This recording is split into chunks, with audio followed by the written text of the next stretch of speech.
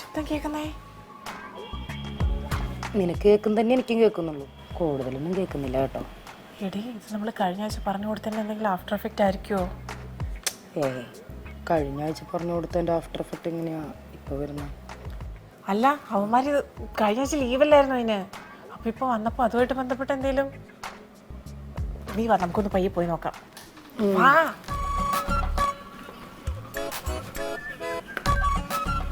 ആ, അകത്ത് നടക്കുന്ന യുദ്ധം എന്താണെന്ന് നോക്കാൻ പോവായിരിക്കും ഇല്ലേ? യുദ്ധോ? എന്ത് യുദ്ധം? അയ്യോ, കിടന്ന് പൊട്ടം കളിക്കില്ലേ? ഇതിന്റെ അകത്ത് എന്താ നടക്കുന്നത് നിങ്ങൾക്ക് ഒട്ടും അറിയത്തില്ല അല്ലേ? അറിയില്ല. ആക്ച്വലി ഇതിൻ്റെ അകത്ത് എന്തൊക്കെയോ ശബ്ദങ്ങൾ കേൾക്കുന്നുണ്ട്. പക്ഷെ സൗണ്ട് പ്രൂഫ് ആയണ്ടേ ഒന്നും ക്ലിയർ ആയിട്ട് അങ്ങോട്ട് കേൾക്കുന്നില്ല. അല്ലല്ലോ ആശ്രയ, എന്താ ഇതിൻ്റെ അകത്ത് നടക്കുന്നത്? എന്നാ കേട്ടോ, മേരിമേടെ ജോമിയും ടോമിയും അകത്തിട്ട് എടുത്തിട്ട് കൊടയുക. എന്തിന്? അത് എന്തിനാണെന്നുള്ളതിന് ഉത്തരം ഞാനല്ലല്ലോ പറയേണ്ടത്.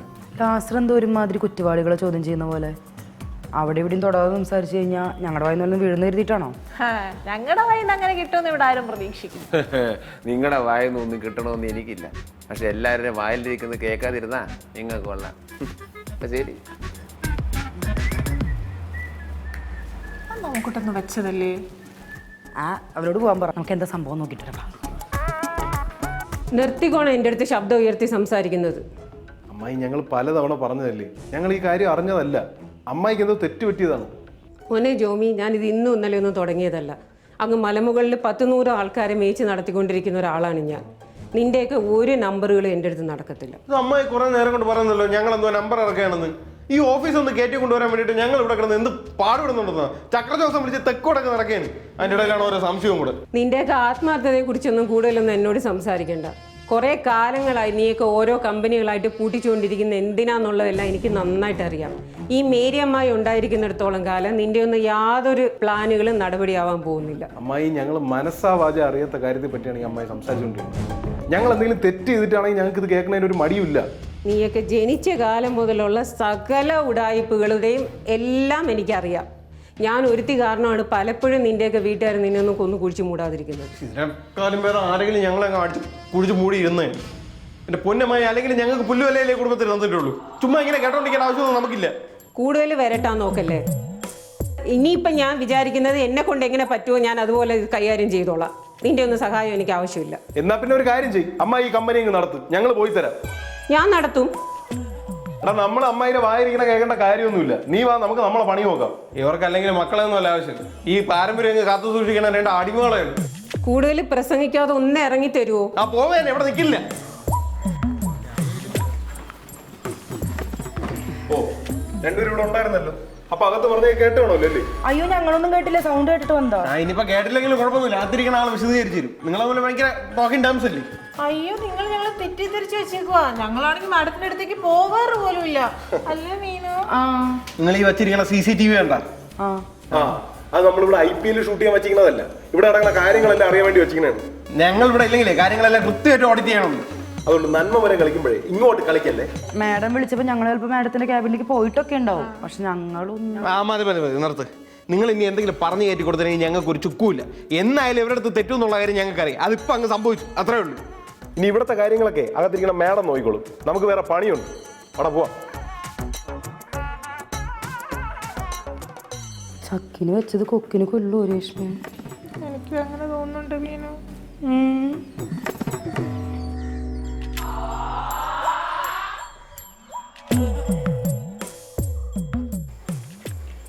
അവരിന് ശരിക്കും പിണങ്ങിപ്പോയതായിരിക്കുമോ? ദേഷ്യപ്പെട്ടു പോയതായിരിക്കും. ഇനി പോയ പോലെ തിരിച്ചു വരാതിരിക്കുമോ?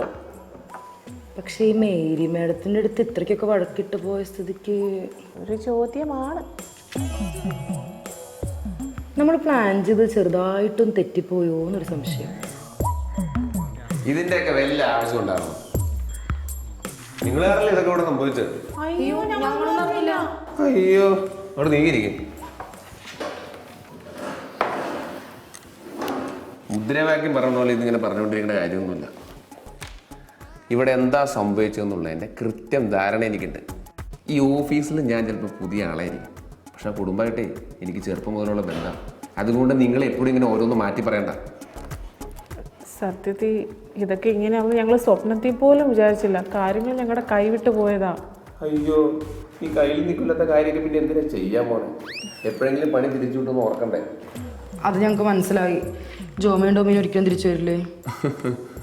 അവന്മാരുടെ കുടുംബത്തിൻ്റെ ഒരു ട്രാക്ക് റെക്കോർഡ് വെച്ച് നോക്കുമ്പോൾ പോയ സ്ഥിതിക്ക് അവന്മാർ തിരിച്ചു വരാൻ ചാൻസ് വളരെ കുറവാണ്. അല്ല, അപ്പൊ ഞങ്ങളുടെ കാര്യങ്ങള് അയ്യോ എല്ലാം അവതാളത്തിലാവില്ലേ? അത് ഓർത്തൊന്നും നിങ്ങൾ പേടിക്കണ്ട. നീരുമയുടെ വന്ന സ്ഥിതിക്ക് ഓഫീസിലെ കാര്യങ്ങളൊക്കെ സ്മൂത്തായിട്ട് നടക്കും. പക്ഷേ എന്തൊരു പക്ഷേ? ജോമിയും ടോമിയും ആയിരുന്നു മേരുമേടത്തിൻ്റെ ലക്ഷ്യം. അതെന്തായാലും നടന്നു കഴിഞ്ഞു. ഓഫീസിൻ്റെ കാര്യങ്ങളൊക്കെ ഇങ്ങനെ നടന്നു പോകും. പക്ഷെ അതിനു മുമ്പ് നിങ്ങൾ കുറച്ച് കടുത്ത നടപടികളൊക്കെ നേരിടേണ്ടി വരും. ഈ കടുത്ത നടപടികൾ എന്നൊക്കെ പറയുമ്പോ ഈ മേരുമേടത്തിന് വയനാട് ഒരു എസ്റ്റേറ്റ് ഉണ്ട്. അവിടെ 100ഓളം ജോലിക്കാരെടുത്ത് മേരുമേടം ഇടപെടേണ്ട ഒരു രീതിയുണ്ട്. ആ രീതി ഇങ്ങോട്ടേക്ക് കൊണ്ടുവന്നാൽ നിങ്ങളുടെ കാര്യം കുറച്ച് കുഴപ്പത്തിലാവും. കുഴപ്പത്തിലാവെന്ന് പറഞ്ഞാൽ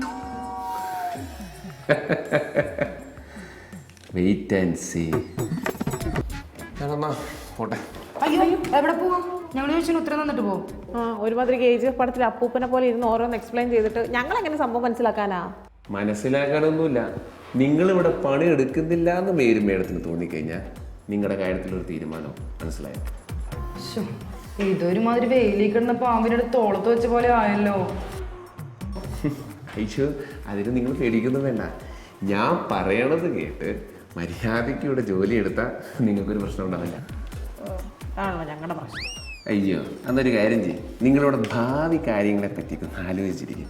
എനിക്ക് വീട്ടിൽ വേറെ പണിയുണ്ട്.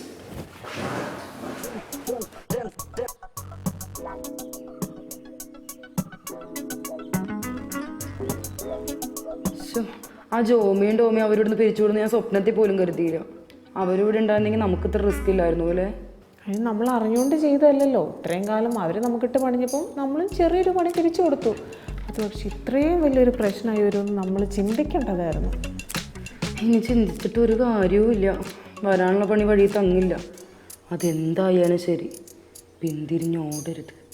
അല്ലെങ്കിലും പിന്തിരിഞ്ഞോടാനുള്ള ഗ്യാപ്പൊന്നും മാഡത്തിൻ്റെ സ്വഭാവം വെച്ച് കിട്ടുമെന്ന് എനിക്കും തോന്നുന്നില്ല. പിന്നെ നമ്മൾ എന്തെങ്കിലുമൊക്കെ പണിയെടുക്കുന്നതായിട്ട് തോന്നിയാൽ നമ്മൾ രക്ഷപ്പെട്ടു. ശരിയാ, വാ വേഗം ചായ കുടിച്ചിട്ട് പോവാം. ഇനി ബ്രേക്കിന് കൂടുതൽ സമയം എടുത്തു എന്ന് കേട്ടിട്ട് അടുത്ത വഴക്കാവണ്ട. അതും ശരിയാ.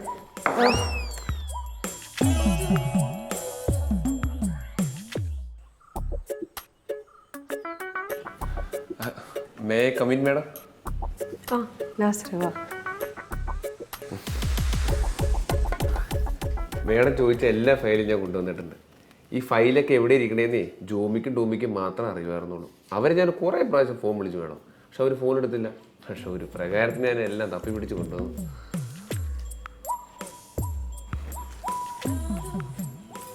അവന്മാരിനി ആരുടെയും ഫോൺ എടുക്കുമെന്ന് എനിക്ക് തോന്നുന്നില്ല. അത്രയ്ക്ക് പണി കൊടുത്തിട്ടാണ് ഞാൻ വിട്ടിരിക്കുന്നത്. അല്ല മേഡം, ഞാൻ പറയണതുകൊണ്ട് വേറൊന്നും വിചാരിക്കരുത്. ഇത്രയ്ക്ക് അങ്ങോട്ട് വേണമായിരുന്നു.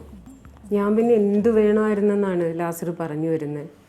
ഞങ്ങൾ അപ്പനപ്പൂപ്പന്മാരായിട്ട് സമ്പാദിച്ചു വെച്ചിരിക്കുന്ന സ്വത്തുക്കളെല്ലാം നശിപ്പിക്കുന്നതിന് കൂട്ടു നിൽക്കണം.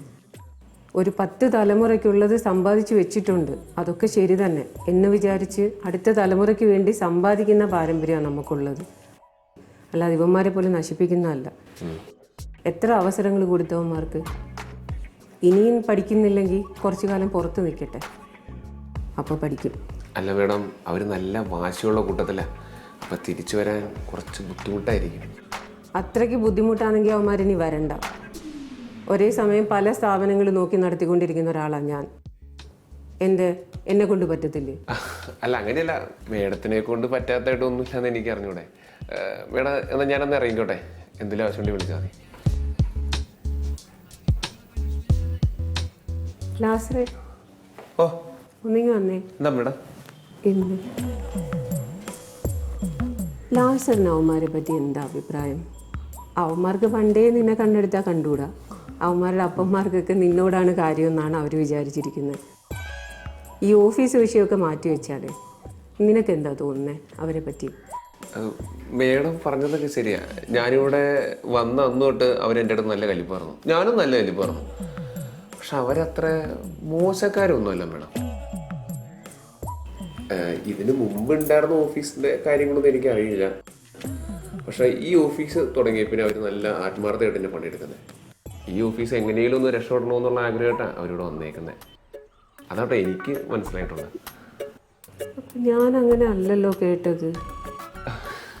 മേഡം, ഒരു സ്ഥാപനമാകുമ്പോൾ അവിടുത്തെ മുതലാളിമാരോട് ചൊറിച്ചിലുള്ള ഏതെങ്കിലുമൊക്കെ ഒരു തൊഴിലാളിമാരുണ്ടാവില്ലേ, അത് തന്നെയാണ് നമ്മുടെ ഈ ഓഫീസിലും സംഭവിച്ചിട്ടുള്ളത്. അങ്ങനെയാണ് എനിക്ക് തോന്നിയിട്ടുള്ളത്. അപ്പൊ എന്നെ അവർ പറഞ്ഞു പറ്റിച്ചെന്നാണോ നീ പറഞ്ഞു വരുന്നത്? അയ്യോ, ഒരിക്കലുമല്ല. മേഡത്തിൻ്റെ അടുത്ത് അവരെന്താ പറഞ്ഞിട്ടുള്ളതെന്ന് എനിക്ക് അറിഞ്ഞൂടാ. ഇനിയിപ്പോൾ അതിപ്പോൾ എന്താണെങ്കിലും ശരി, മേഡം ഒന്നുകൂടെ ഒന്ന് ചെക്ക് ചെയ്യുന്നത് നല്ലതായിരിക്കും. അല്ല, ഇത് എൻ്റെ അഭിപ്രായം മാത്രം കേട്ടോ. ബാക്കി മേഡം എന്താണെന്ന് വെച്ചാൽ തീരുമാനിച്ചോ. ഞാനൊന്ന് ഇറങ്ങിക്കോട്ടെ.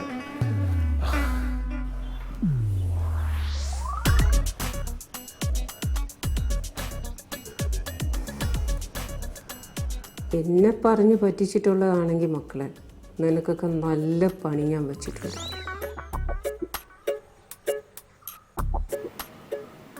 നമ്മൾ വിചാരിക്കുന്നത് പോലെ ഒന്നുമല്ല ഈ ലോകത്ത് സംഭവിക്കുക. ഈ ലോകത്ത് ഒരുപാട് പ്രശ്നങ്ങളുണ്ട്. അതൊക്കെ എടുത്ത് നമ്മൾ തലയിൽ വെക്കുന്നതാണ് പ്രശ്നം. സത്യം. ഇപ്പൊ തന്നെ ജോമിയുടെയും ടോമിയുടെയും കുറ്റങ്ങൾ പോയി മേരി മാഡത്തിനോട് പറയണ്ട. എന്ത് കാര്യമായിരുന്നു ഉണ്ടായിരുന്നേ? ഒരു കാര്യം ഉണ്ടായിരുന്നില്ല. പക്ഷെ എന്നിട്ടും നമ്മളത് ചെയ്തു. എന്തുകൊണ്ട്? സിമ്പിൾ. തിന്നിട്ട് എല്ലിൻ്റെ ഇടയിൽ കുത്തിയിട്ട്. എത്രയൊക്കെ കമ്പനികൾ പൂട്ടിയിട്ടും എന്തൊക്കെ പ്രശ്നങ്ങൾ ഇവിടെ ഉണ്ടായിട്ടും നമ്മുടെ മുതലാളിമാരെ നമ്മളെ മാത്രം പറഞ്ഞു വിട്ടിട്ടില്ലായിരുന്നു. ആ മുതലാളിമാരോട് നമ്മളിങ്ങനെ ചെയ്യാൻ പാടില്ലായിരുന്നു. മോശം, മോശം, വളരെ മോശം. മേരി മാഡത്തിൻ്റെ അടുത്ത് അവരുടെ കുറ്റങ്ങൾ പറയാൻ പോയപ്പോൾ ഇതൊന്നും എനിക്ക് ഓർമ്മയില്ലായിരുന്നോടാ. അതെങ്ങനെ ഓർമ്മ വരാനാ? വല്ല മണ്ടത്തിന് എഴുന്നള്ളിക്കാൻ പോകുന്ന സമയത്ത് നമ്മളാരും തിരിഞ്ഞും പിരിഞ്ഞ് നോക്കാറില്ലല്ലോ. വാസ്തവം. മാഡം, ജ്യൂസ് എടുക്കട്ടെ രണ്ടാക്കും? Make it sugarless. ആ അയ്യോ, hi madam. Good morning madam. Good afternoon madam. അങ്ങനെ ഇതിൽ പോലും ഒരു ഒത്തൊരുമയില്ലല്ലോ രണ്ടാക്കും. ഇവിടെ ഒരു പണിയില്ലേ? അയ്യോ ഉണ്ട് മാഡം. എന്നിട്ട് പിന്നെ എന്താ വായി നോക്കിയിരിക്കുന്ന? ജോലി ചെയ്തൂടെ? അയ്യോ, ജോലി ചെയ്യാൻ മാഡം, ജോലി ചെയ്യാം. ഇഷ്ടംപോലെ ജോലിയുണ്ടല്ലേ. പണിയെടുക്കാൻ നല്ല മടിയാണല്ലേ? പണിയെടുക്കാൻ മടിയുള്ളവരെയൊക്കെ നല്ല രീതിയിൽ കൈകാര്യം ചെയ്ത് ശീലമുള്ളവളായി ഞാൻ. File file file.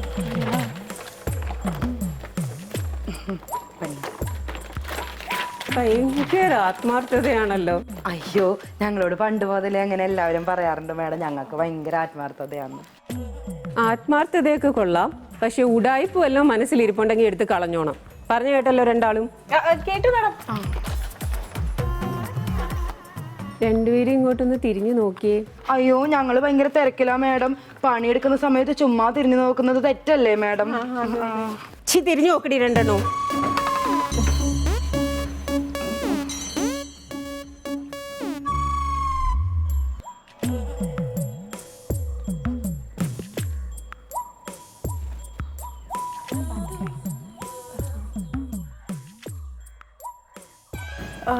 എന്താ മാഡം, ഡ്രസ്സിന് എന്തെങ്കിലും പ്രശ്നമുണ്ടോ? ഡ്രസ്സിന് എന്ത് പ്രശ്നം? നിങ്ങൾ എന്ത് ഡ്രസ്സ് ഇടണം, എങ്ങനെ ഒരുങ്ങണം എന്നൊക്കെ ഉള്ളത് നിങ്ങളല്ലേ തീരുമാനിക്കേണ്ടത്. അല്ലാതെ മറ്റുള്ളവർ പറയുന്നത് കേട്ടാണോ അതൊക്കെ ചെയ്യേണ്ടത്? ഞങ്ങളല്ലെങ്കിൽ അങ്ങനെ തന്നെയാ മാഡം. അങ്ങനെ തന്നെ ആയാൽ കൊള്ളാം. പിന്നെ കഴിഞ്ഞ ആഴ്ച നിങ്ങൾ എന്നോട് ചില കാര്യങ്ങൾ പറഞ്ഞത് ഓർമ്മയുണ്ടോ?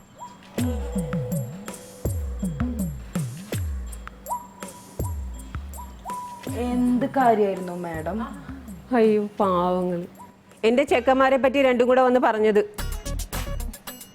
ഓ അതോ, അത് ഓർമ്മയുണ്ട്. അതിനിപ്പോ എന്താ പറ്റിയ മാഡം? അത് സത്യം തന്നെ ആയിരുന്നല്ലോ അല്ലേ?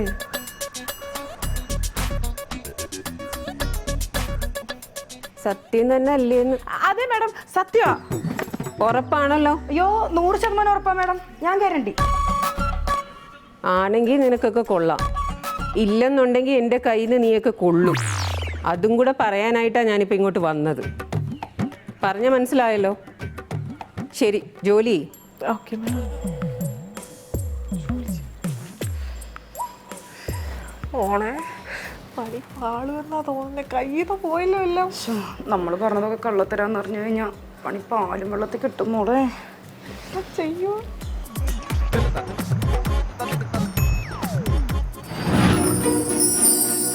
പോകും.